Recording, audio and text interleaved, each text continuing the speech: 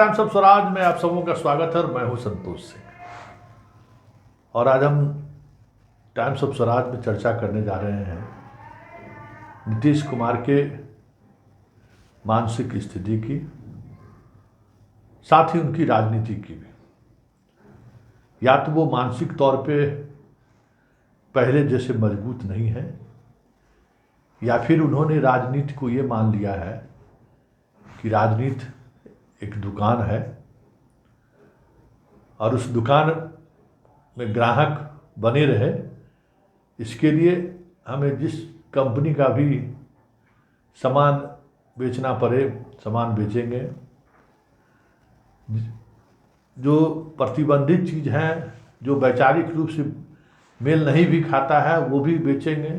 2 number दवा भी होगा तो बेच देंगे। कुछ ऐसी सामग्री जो हमारे दुकान के विचार से सहमत नहीं है, वो भी बेच देंगे। 2 ही चीज़ हो सकती है, या तो राजनीति को वो दूसरे नज़रिए से देखना शुरू कर दिए, या फिर मानसिक तौर पर वो ठीक नहीं है। ये चर्चा हम इसलिए कर रहे हैं कि आज दीनदयाल उपाध्याय की जयंती है और इस जयंती के मौके पर बिहार सरकार राजकीय सम्मान के साथ उनकी जयंती आज मनाई है। एक वो भी दौर था जब अश्विनी चौबे बिहार के नगर विकास मंत्री हुआ करते थे, और ठीक गांधी मैदान के मुहाने पर जो आपको डीएम का आवास के सामने जो पीर अली पार्क है, उस पार्क का उन्होंने नाम दीनदयाल उपाध्याय पार्क कर दिया था। इतना बड़ा बबेला मचा कि सुशील मोदी और बाकी बीजेपी के जितने तमाम नेता थे मनाते रह गए, नीतीश नहीं माने, और अंततः दीनदयाल उपाध्याय पार्क से नाम हटकर पीर अली पार्क कर दिया गया। कोई नाम पहले नहीं था वहाँ। उसमें आपको शिवानंद तिवारी जी के पिताजी का स्टैचू लगा हुआ है उसी कोने पे। कोई नाम नहीं था, लेकिन इस नाम को लेकर इतना विवाद हुआ, और आज वही व्यक्ति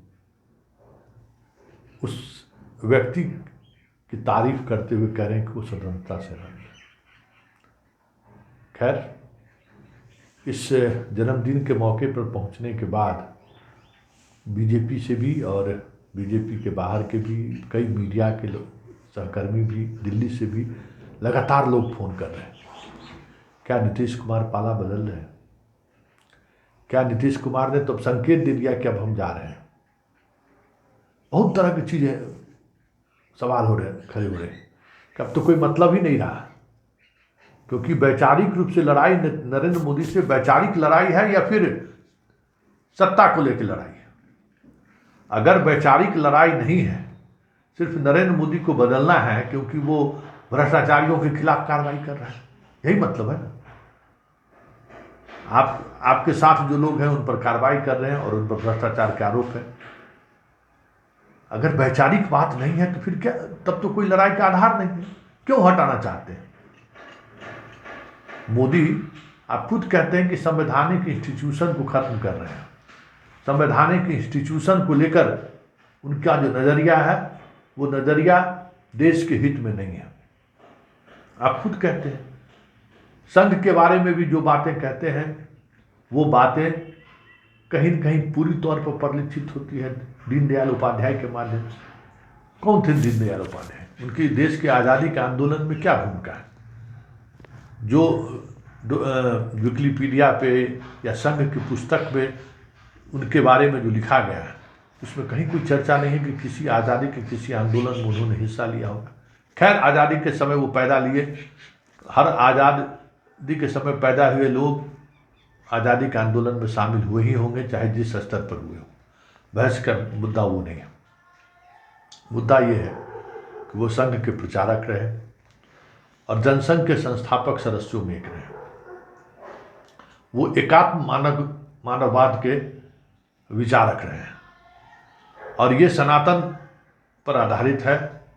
और वो तमाम बातें, जिन बातों को लेकर समाजवादी या सोशलिस्ट थॉट या स्कूल जिन बातों का विरोध करती रही है, जिन बातों को लेकर वैचारिक लड़ाई लड़ती रही है, उसमें एक एकात्म मानववाद भी है। और वह यही वजह रही कि नीतीश हमेशा इनसे दूरी बना कर रखे, बीजेपी के साथ रहते हुए भी।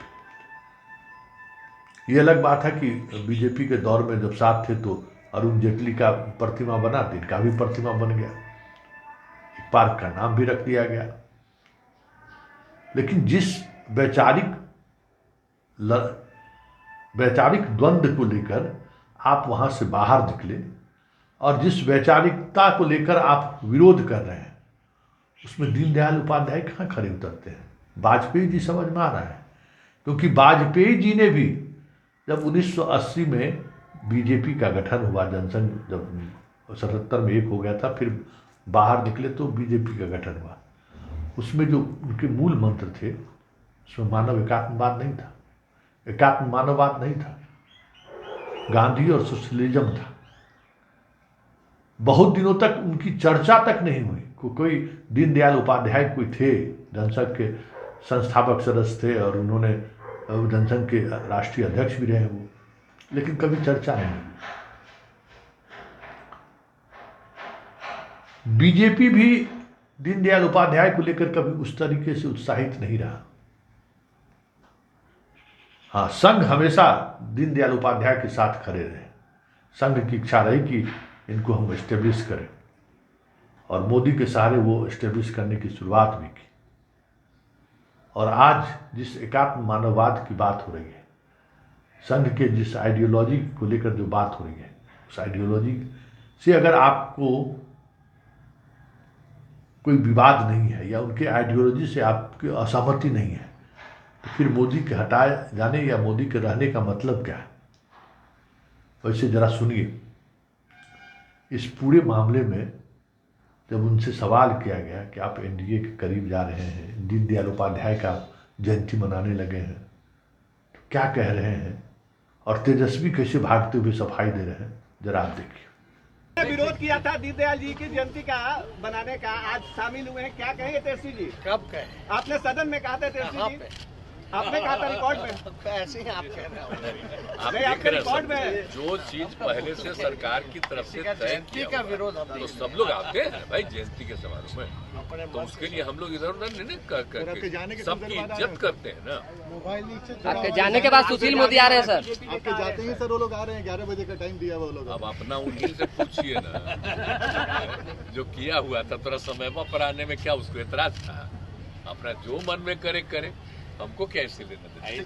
और सुनिए, तो आपने देखा सुना, अब जरा सम्राट चौधरी की बात सुनिए कि सम्राट चौधरी नीतीश कुमार के इस मौके पर उपस्थित होने पर सम्राट चौधरी क्या कह रहे हैं। भारतीय जनता पार्टी के नेतृत्व पंडित दीनदयाल उपाध्याय जी के उनके कार्यों से प्रेरित होकर पहली बार जा रहे हैं, तो ये अच्छी बात है। सुना आपने, अब जरा सुशील मोदी की बात को भी सुन लीजिए। न कोई निमंत्रण था, नहीं तो जरूर आते। और इस मूर्ति का जो शिलान्यास हुआ या जो मूर्ति लगाई गई, ये तो नीतीश जी के द्वारा ही लगाई गई थी। जब हम लोग सरकार में थे तो हम लोग को सूचना नहीं थी कि 10:30 बजे कार्यक्रम है, तो हम लोगों ने अपने कार्यालय में जो मूर्ति लगी है उस पर माल्यार्पण करने के बाद हम लोग यहाँ पर आए और हम लोग माल्यार्पण कर रहे हैं। और देखिए, ये एक औपचारिकता है, अलग अलग दलों के नेता महापुरुष उनकी मूर्तियां सरकार लगाती है। तो अगर आज नीतीश जी आए यहाँ पर तो उसका कोई निहितार्थ नहीं निकाला जाना चाहिए, क्योंकि ये मूर्ति तो उन्हीं के कार्यकाल में और उन्हीं के द्वारा मूर्ति लगाई गई है। तो इसलिए ये जो मीडिया में तरह तरह का कयास लगाया जाता है कि आज क्यों आए, कैसे आए, तो इसलिए इसका कोई राजनीतिक निहितार्थ नहीं निकाला जाना चाहिए। दिया कि बीजेपी की ओर से रास्ता बंद है, इसलिए वो कुछ भी कर लें, बीजेपी में उनका प्रवेश नहीं हो सकता। सर वो बोलते हैं कि हमको प्रधानमंत्री नहीं बनना है, लेकिन सुन लिया आप, क्या कहेंगे आप? दो ही परिस्थिति है, या तो नीतीश जो लोग कह रहे हैं कि अब वो पहले जैसे मानसिक तौर पर स्वस्थ नहीं है, या दूसरी बात ये कि अब उनके लिए विचार की राजनीति का कोई मतलब नहीं रहा। हम किसी वैचारिक प्रतिबद्धता के लिए हम मोदी जी के खिलाफ नहीं हैं, मोदी से सत्ता के लिए हम खिलाफ हैं, ये बातें आज पूरी तौर पर नीतीश कुमार ने स्पष्ट कर दिया है। ऐसे में नीतीश के इंडिया के साथ रहना या एनडीए के साथ रहने का मतलब क्या है, बड़ा सवाल है। क्योंकि नीतीश कुमार आज विपक्ष की एकता की धुरी रहे हैं, तो उसमें कहीं न कहीं आइडियोलॉजी ऊपर रहा है कि हम क्यों नरेंद्र मोदी के खिलाफ गोल बंद हो रहे हैं, और आप उस आइडियोलॉजी से बाहर जा रहे हैं। आप ऐसे आइडियोलॉजी के साथ आज खड़े दिखे जिस आइडियोलॉजी के खिलाफ पूरा इंडिया गठबंधन रोजाना बयानबाजी कर रहा है। विधुरी क्या कहा संसद में उससे उनको मतलब नहीं है, उनसे कोई सवाल का जवाब वो देना नहीं चाहते हैं, लेकिन इन सवाल से भी बचना चाहते हैं वो कि हम दीनदयाल उपाध्याय को क्यों, किस परिस्थिति में हम उनकी जयंती मना रहे हैं। ऐसे में जो सवाल खड़े हो रहे हैं कि नीतीश कुमार का बीजेपी में जाना तय है या फिर टीम इंडिया में इनके बने रहने का कोई मतलब नहीं है, ये दोनों सवाल अपने आप में पूरी तौर पर मौजूद हैं। क्योंकि सरधय अटल तक तो बात समझ में आ रही थी, जबकि टीम इंडिया के बहुत सारे सदस्य सरधय अटल को भी सरधय नहीं मान रहे थे। लेकिन खैर बात वहां तक तो ठीक थी, लेकिन आप दीनदयाल उपाध्याय तक पहुंच गए। हो सकता है कल आप गोलवलकर तक पहुंचे, क्योंकि दीनदयाल उपाध्याय और गोलवलकर के बीच सुई के समान ही सिर्फ दूरी बच गई है। ऐसे में ये सवाल उठना लाजमी है कि नीतीश कुमार ने आज वो करके दिखा दिया, या नीतीश कुमार आज उस हद तक पहुंच गए हैं जहां राजनीति को लेकर अब कोई स्पेस नहीं बचा है। और नीतीश कुमार आज के इस एपिसोड के बाद हमें नहीं लगता है कि वो उन पर जो पलटू राम का जो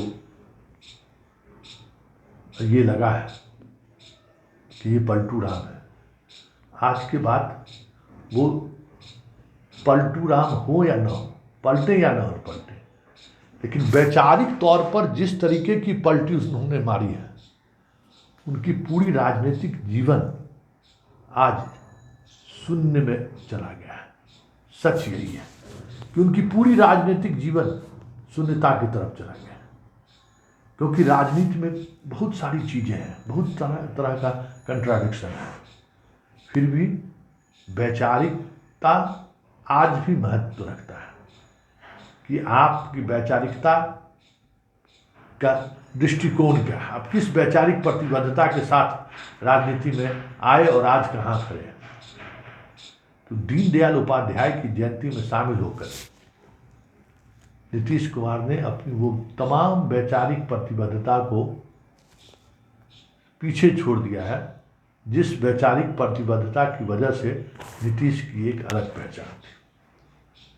नीतीश ने आज साबित कर दिया कि वो सिर्फ सत्ता में बने रहना चाहते हैं, विचार उनके लिए मतलब नहीं रखता। नीतीश ने आज ये साबित कर दिया कि वैचारिक प्रतिबद्धता का कोई मतलब राजनीति में नहीं है, ये सब चीज़ें सिर्फ कहने के लिए है। नीतीश ने आज ये साबित कर दिया कि हमारी प्रतिबद्धता सिर्फ और सिर्फ गद्दी है, और हम गद्दी पर बने रहने के लिए ही प्रतिबद्ध हैं। ना हम समाजवादी स्कूल के से मेरा कोई प्रतिबद्धता है, ना सोशलिज्म से कोई प्रतिबद्धता है, ना गांधी को लेकर कोई प्रतिबद्धता है, क्योंकि उस दौर के दीनदयाल उपाध्याय हैं जिस दौर में संघ पर गांधी के हत्या का आरोप लगा था। उस दौर के उपाध्याय हैं, और उस दौर में वो संघ के सक्रिय प्रचारक में से एक थे। उस दौर में आरोप लगा था। अब आप समझ सकते हैं कि जिस संगठन पर गांधी की हत्या को लेकर सवाल खड़े होते रहे, हत्या की खबर के बाद उनको बैंड कर दिया जाता है, उस संस्थान का एक मुख्य प्रचारक कि आप जयंती मना रहे हैं, कहना क्या चाहते हैं? क्योंकि एकात्म मानववाद जिसको बीजेपी खुद स्वीकार नहीं करती है, बहुत सारी कंट्राडिक्शन है। हाँ, ये अलग बात है कि मोदी उनके उस विचार को लेकर कई योजनाओं की शुरुआत की है, लेकिन वो सारी योजनाएं संघ के उस दृष्टिकोण को प्रलिखित करता है जिस दृष्टिकोण के सहारे संघ आज भी दीनदयाल उपाध्याय को स्थापित करना चाहता है। और स्वाभाविक है, वैचारिक रूप से दीनदयाल उपाध्याय ने एक विचार पब्लिक डोमेन में उन्होंने दी। ठीक है, उसके विचार से असहमति हो सकती है, लेकिन उन्होंने एक पूरे जीवन पद्धति को लेकर एक उन्होंने विचार रखा है, जो विचार पूरी तौर पर सनातन पर निर्भर है। क्या नीतीश कुमार उनके एकात्म मानववाद के विचार से सहमत हैं क्या? जब सवाल सर नवाने का है, सवाल पुष्पांजलि का नहीं है, सर नवाने का है, आप उनके जयंती समारोह में शामिल हो रहे हैं, तो सिर्फ ये कह देना कि हम तो राजकीय सम्मान घोषित है इसलिए आ गए, ऐसा नहीं है। बहुत सारे ऐसे लोग हैं जिनका राजकीय सम्मान मनाया जाता है, लेकिन उस कार्यक्रम में नीतीश कुमार नहीं जाते हैं। तो क्या ये माना जाए कि नीतीश कुमार अब उस बाजार के एक बाजारू महिला की तरह इनकी अस्तित्व रह गई है जिसकी बोली कोई भी लगा सकता है? क्या ये माना जाए कि नीतीश कुमार वैचारिक रूप से शून्य हो गए हैं? क्या ये माना जाए कि नीतीश कुमार वैचारिकता को लेकर अब दूर दूर तक प्रतिबद्ध नहीं रहे? ये गठबंधन में इसलिए है कि इन्हें नरेंद्र मोदी से को गद्दी से हटाना है। ये गठबंधन में इसलिए है कि इनके अंदर प्रधानमंत्री बनने की का सपना संयोजे हुए है। ये गठबंधन में इसलिए है कि मोदी के जगह पर अगर कोई दूसरा प्रधानमंत्री बनता है तो राष्ट्रीय फलक पर हमें एक बार फिर से वापसी का मौका मिल जाएगा, क्योंकि अब सारी बातें मौका परस्ती की होगी। आइडियोलॉजी नहीं रहा तो मौका परस्ती रहा कि आप आइडियोलॉजी के वजह से विपक्षी एकता की बात आप नहीं कर रहे थे, आप मौका परस्ती में आप बात कर रहे थे कि आप बिहार में बीजेपी के साथ सरकार चलाने में सहज नहीं थे, तो आपने गठबंधन तोड़ दिया। और गठबंधन तोड़ने का आधार आप भले ही वैचारिकता का चादर ओढ़कर आपने कहा और बोलते रहे कि भाई संवैधानिक प्रावधानों का वो उल्लंघन कर रहे हैं, संवैधानिक संस्था खत्म कर रहे हैं मोदी। लेकिन ये सब चीज़ें अब कह सकते हैं कि आज की जयंती समारोह में शामिल होने के बाद ये सारी चीज़ें मिथ्या साबित हो रही है। और फिर जिस तरीके से तेजस्वी को लेकर गए और तेजस्वी भागते हुए कह रहे हैं हम कहाँ कर रहे हैं, हम कहाँ कहे जो दीनदयाल का जयंती क्यों मनाया जा रहा है, वो दिखा रहा है कि वैचारिक रूप से तेजस्वी भी शून्य है। उसे ये समझ में नहीं आ रहा है कि आप जिसके कार्यक्रम में आप गए हैं उसके आइडियोलॉजी के खिलाफ लालू यादव जेल जाना पसंद किया, लेकिन झुका नहीं। जिसके जयंती में आप समारोह में आप गए उसके आइडियोलॉजी को लेकर लालू आज भी लड़ रहे हैं और उस लड़ाई की वजह से ही उनको नए नए मुकदमों में उन पर किया जा रहा है। लेकिन आप उन चीज़ों को नहीं समझ रहे हैं। लालू यादव सत्ता के लिए नहीं, उन्होंने जो सेक्युलरिज्म को लेकर जो बातें कही हैं, धर्मनिरपेक्षता को लेकर जो उन्होंने फैसला लिया कि हम इस वैचारिक प्रतिबद्धता से बाहर नहीं निकलेंगे।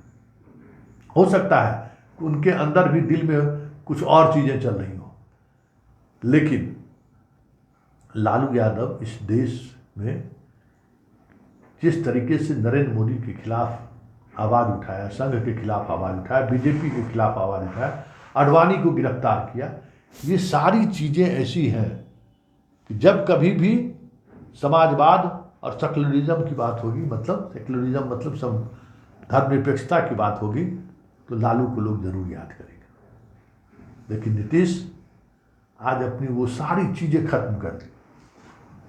आज सच यही है कि नीतीश कुमार अपनी वो तमाम चीज़ें को खत्म कर दिए जो नीतीश कुमार को एक अलग पहचान देती थी। राजनीति में डेवलपमेंट एक अलग आइडिया है, आप लेकिन सत्ता चलाने का, राजनीति में बने रहने का जो वैचारिक आधार है वो एक अलग बात है। तो ये माना जाएगा अब कि नीतीश कुमार कभी भी वैचारिक रूप से प्रतिबद्ध रहे ही नहीं। वो सत्ता में बने रहने के लिए कभी बीजेपी का साथ लिया, कभी बीजेपी का साथ छोड़ा, कभी आरजेडी का दामन थामा, कभी आरजेडी का दामन छोड़ा, सिर्फ और सिर्फ इसलिए कि हम सत्ता में बने रहे। ये बात आज के इस एपिसोड के बाद तय हो गया। लेकिन इतना तय मानिए, ये राजनीति है। राजनीति में हर एक आपके फैसले की परीक्षा होती है और हर एक परीक्षा के परिणाम का असर पॉलिटिशियन पर पड़ता है। तो उन्होंने जो आज किया है उसका असर आने वाले चुनाव में दूर तलक दिखाई दे तो कोई बड़ी बात नहीं होगी, क्योंकि 2024 की लड़ाई वैचारिक लड़ाई है। उस लड़ाई को नीतीश कुमार ने एक दूसरा मोड़ देने की कोशिश की है। नीतीश कुमार दीनदयाल उपाध्याय की जयंती में शामिल होकर वो जो वैचारिकता की जो लड़ाई थी, जो पूरा देश आज उस आधार पर मोदी के खिलाफ स्टैंड लिए हुआ है, वो वैचारिक लड़ाई है ना, कि मोदी देश को कहाँ ले जाना चाहता है। कोई व्यक्तिगत लड़ाई थोड़ी है। पूरी तौर पर आज मोदी को लेकर जो लोग असहज हैं या मोदी के खिलाफ जो आवाज़ उठाने वाले लोग हैं, वो सारे ऐसे लोग हैं जिनको लगता है कि मोदी का काम करने का तरीका, मोदी का सरकार चलाने का तरीका पूरी तौर पर अलोकतांत्रिक है और भारत की जो संवैधानिक मान्यताएं हैं, संवैधानिक इंस्टीट्यूशन है, उसको मोदी खत्म करना चाहता है। लड़ाई तो इसलिए है ना, विपक्षी एकता तो इसलिए हुई ना कि ईडी-सीबीआई का गलत इस्तेमाल हो रहा है, विपक्ष के खिलाफ ही सिर्फ कार्रवाई हो रही है। वो सारी चीज़ें जो संघ द्वारा प्रचारित किया जा रहा है, जो संघ द्वारा कंट्रोल किया जा रहा है, उस ऑर्गेनाइजेशन के एक व्यक्ति के जन्मदिन के मौके पर अगर आप शामिल हो रहे हैं और उन्हें श्रद्धांजलि दे रहे हैं तो सवाल उठना लाजमी है। चलिए, यही नीतीश कुमार है। पता नहीं बिहार के लोगों को क्या क्या देखना पड़ेगा इस नीतीश कुमार को लेकर, लेकिन इतना तय है कि आज के बाद नीतीश की राजनीतिक कमिटमेंट भले आरजेडी के साथ दिखे, लेकिन हमेशा ये चर्चा रहेगी कि ये वैचारिक रूप से संश्लिष्ट हो गए।